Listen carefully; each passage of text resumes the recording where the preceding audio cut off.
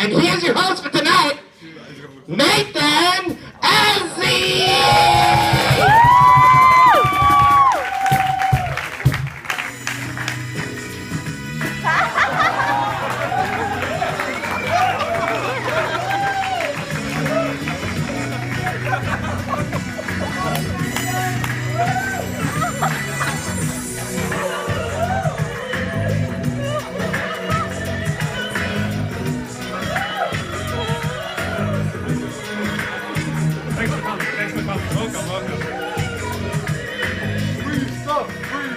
Free stuff. It's coming. Test. Louder. It's coming. Welcome to the Ed Sullivan Theatre. I'm your host, Nathan Azzi, and welcome to the Tonight Show. Yay! Late night show. You guys took a long time to get here. I was sweating and dying of nerves outside. But what do I expect when there's Lebos in the room? So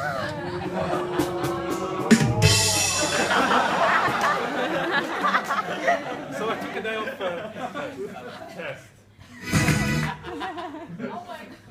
Dude, the mic. Test. I took a day off work on Friday to prepare for this.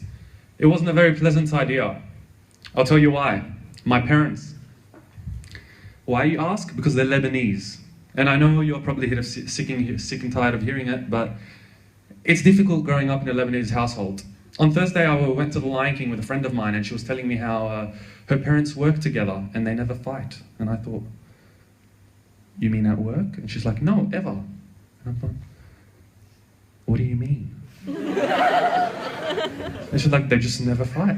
And I thought, well, something's either wrong with her parents or with my parents. Because I woke up to my parents fighting on Friday. And I thought, what could this racket be about? And my dad's like, Dunya, which is my mum's name, it means world in Egyptian for you Egyptians. And he's like, Dunya, why is the ratio of milk to cereal in my bowl not correct? And she's like, you will eat it. And he's like, I will not eat it. I will not. Cereal's on the floor, plates are broken. But it's fine because we have plates on back order in my house because my dad's a bit what you call violent. And that's where it began. Came midday. I heard them having a decent discussion in the kitchen again because that's where all Lebanese discussions occur. So I walked to the kitchen and I thought, what? So I walked to the kitchen and I'm like, what's all this lack of violence about? And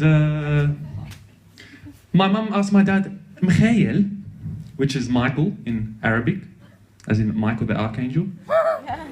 And she's like, Mikhail, where are you going to take me for my 30th anniversary? And he's like, Shu? Shu is what?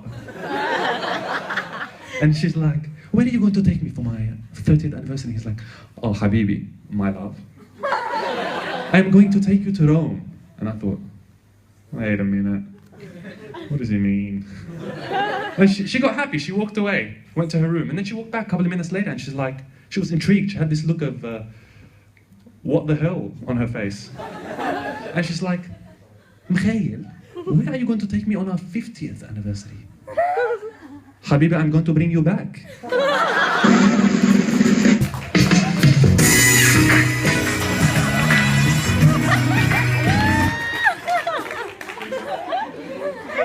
That was my childhood. It was always a bit weird. I mean, even at school, I used to go to school and I would hear the kids talking about this paradigm, this concept, if I may, pocket money. Who here got pocket money? You're white. Jessica Nora's pretty much white. Now, which Lebo or Egyptian got pocket money? Don't embarrass me, Mary. The thing about generalizations is that they're general. There's always an outlier. And I'm like, friends, what is this pocket money you speak of? They're like, well, we get a weekly allowance. And I thought, huh. So I thought on it, I prayed on it, I discerned, if I may. And I mustered up the courage to go home to Dad, and I'm like, Dad, Sure. He was still angry. He was fighting with my mum. She didn't mop properly. Can I have pocket money? What is this pocket money?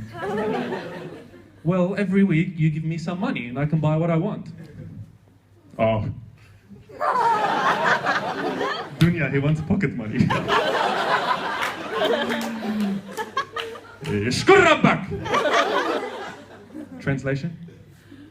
Thank God. Thank your God. Shkurrabbak! You are lucky you have pockets. When I was your age, I used to wear a potato sack because we were so poor. There was no pockets, even if I wanted pocket money.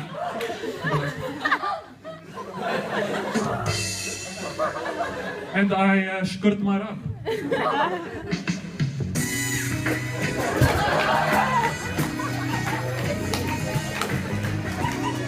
Thank you.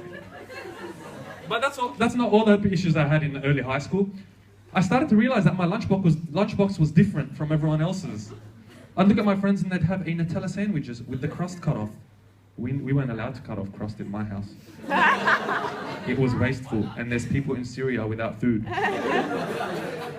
I know, you Anglos, your parents probably used Africa or something. We used Syria. Any Syrians here? Oh man, I'm bordering on racism. I got for lunch a Lebanese bread sandwich with oregano. Za'atar uzayd. So it was a Lebanese, anyone seen a Lebanese bread sandwich? It's like a kebab looking thing, but a lot thinner, and it just has oregano and oil. So by the time lunch came out, I took out the sandwich and it was dripping with oil, and there was a deposit at the bottom, and I'd slowly unwrap it and be like, ugh, ugh. And then I'd eat it, and I'd be like, and I'd look at Matthew Strang, be like, can I share?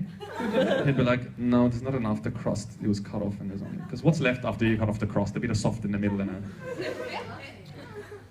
recess was horrible. They got Mars bars. I got khiyar. Cucumbers. They were Lebanese cucumbers, so they had some bargaining power in the schoolyard, because everyone knows that Lebanese cucumbers are the only edible ones, right? Anyone tried a non-Lebanese cucumber? They're fat and juicy, and there's more seeds than a nursery. That wasn't planned. That's my DJ, by the way, DJ Blackie Von Trapp.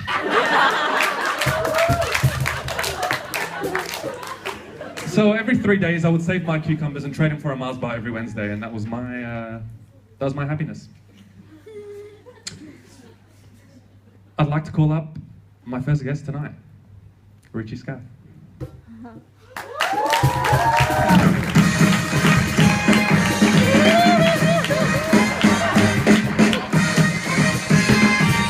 Welcome.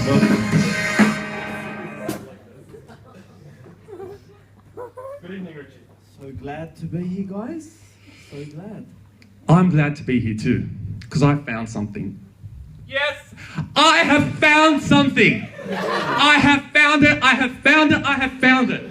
Tell me. I have found my Calcutta. Whoa. You thought it was Katie Holmes, didn't you? And it's the bell outside. It's great. Take a seat. Okay. So how are you finding your experience? Well, I was pretty disappointed about the water slide. Who here went on the water slide today? It doesn't actually go into the Whatever do you mean? like a water slide that doesn't end at the pool. Like I'm sure. Can you explain to me? Richie, if I'm not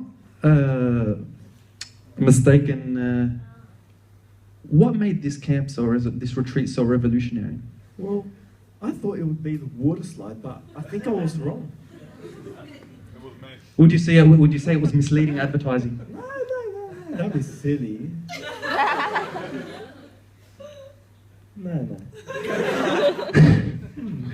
I do apologize about the water slide. We did not know it was going to end in the pool and it was going to end on concrete.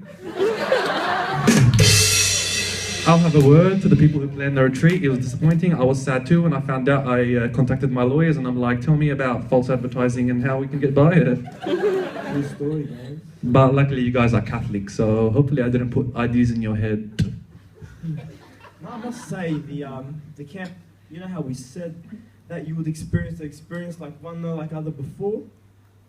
I must say that I have.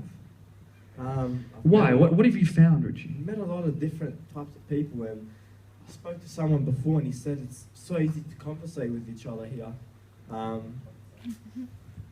You know, the leaders, the games. You know, it's just been. So we sat down to plan this retreat. I'm not done, but thank you. Revolution. The late show with... Nathan, Nazi, Yeah. that's you. Sorry, mate. Go on. I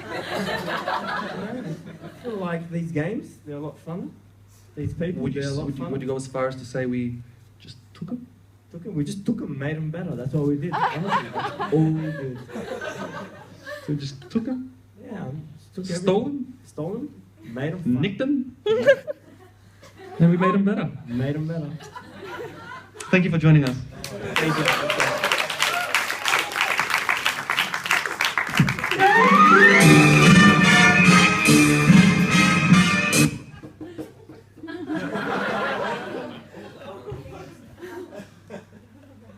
Segment 1. The awkward moment.